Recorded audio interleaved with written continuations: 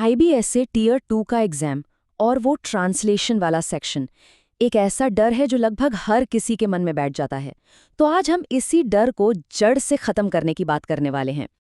हाँ, बस यही एक सवाल। एक अनजान शब्द सामने आता है और सारा का सारा कॉन्फिडेंस, सारी तैयारी सब डगमगा जाती है। लगता है कि बस अब तो पेपर खराब हो गया।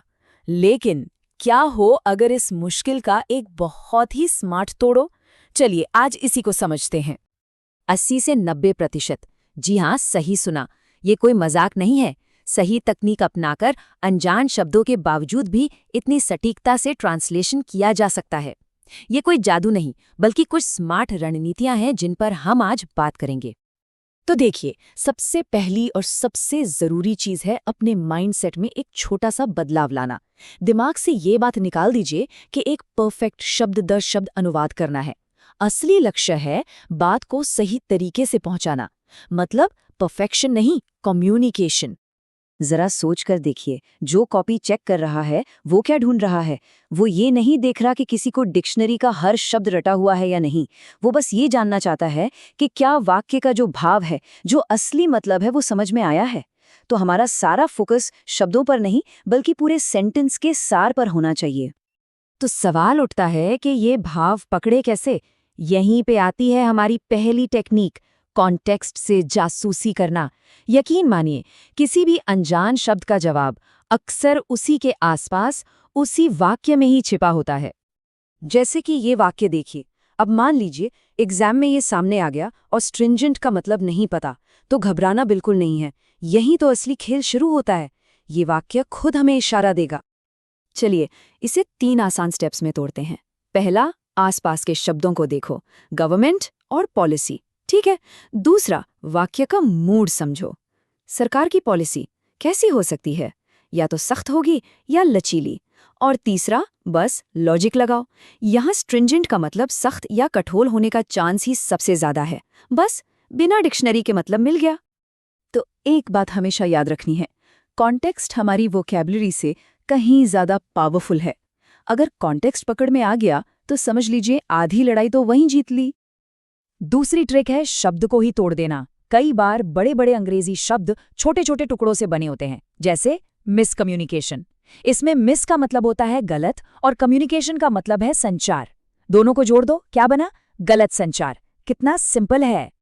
चलिए, शब्द का मतलब तो किसी तरह पता लगा लिया, पर अब उसे लिखना कैसे है? खासकर जब मन में 100% श्योरिटी न हो। यही काम आता है स्मार्ट तरीके से अनुवाद करना। एक कमाल का जुगाड़ है आसान शब्दों का इस्तेमाल। मान लीजिए सिग्निफिकेंट शब्द आया और उसका भारी भरकम हिंदी शब्द महत्वपूर्ण उस वक्त याद ही नहीं आ रहा। कोई बात नहीं, सिंपल लिख दो बहुत जरूरी या काफी अहम। याद रखिए, बात भारी भरकम शब्दों की नहीं, बात साफ साफ समझाने की है।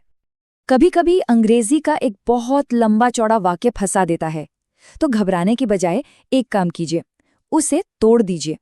एक मुश्किल और लंबे वाक्य को 2 या 3 छोटे सिंपल हिंदी वाक्यों में बदल दो। इससे बात भी साफ हो जाएगी और गलती होने का चांस भी न के बराबर रह जाएगा। अब आते हैं एक बहुत ही जरूरी टाइम मैनेजमेंट ट्रिक पर, स्किप एंड रिटर्न का नियम। याद रखिए, ये पीछे हटना नहीं है, बल्कि जंग जीतने के लिए एक स्ट्रेटेजिक मूव है। प्लान बहुत सिंपल है। कोई शब्द बहुत ज्यादा फंसा रहा है, उस पर अटके मत रहिए, टाइम बर्बाद मत कीजिए, उसे छोड़कर आगे बढ़ जाइए और बाकी का पैराग्राफ पूरा कर दीजिए।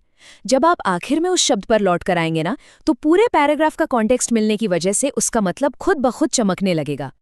तो ये तो हुई वो बातें जो हमें करनी हैं।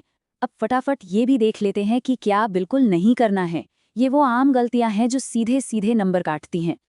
सबसे बड़ी गलती, एक रोबोट की तरह वर्ड टू वर्ड ट्रांसलेशन करना। दूसरी, ग्रामर को नजरअंदाज कर देना। और सबसे बड़ी गलती, जो एक तरह से गुनाह है, घबरा कर जगह खाली छोड़ देना। याद रखिए, खाली छोड़ने से तो लाख गुना बेहतर है कि कॉन्टेक्स्ट के हिसाब से एक अंदाजा ही लिख दिया जाए। तो आखिर में पूरी कहानी का सार बस इन 2 चीजों पर आके टिकता है। पहला, जो मूल आइडिया है उसे पहुंचाना, और दूसरा, ऐसी भाषा का इस्तेमाल करना जो पढ़ने में असली लगे, बनावटी या गूगल ट्रांसलेटेड ना लगे। बस ये 2 नियम याद रखने हैं। तो इन सभी तरीकों को जानने के बाद अब जरा खुद से पूछिए, क्या सच में कोई एक अनजान शब्द अब किसी को रोक सकता है? जवाब हम सबको पता है। इन रणनीतियों पर काम कीजिए, प्रैक्टिस कीजिए और फिर देखिए कैसे ये डर धीरे धीरे आत्मविश्वास में बदल जाता है।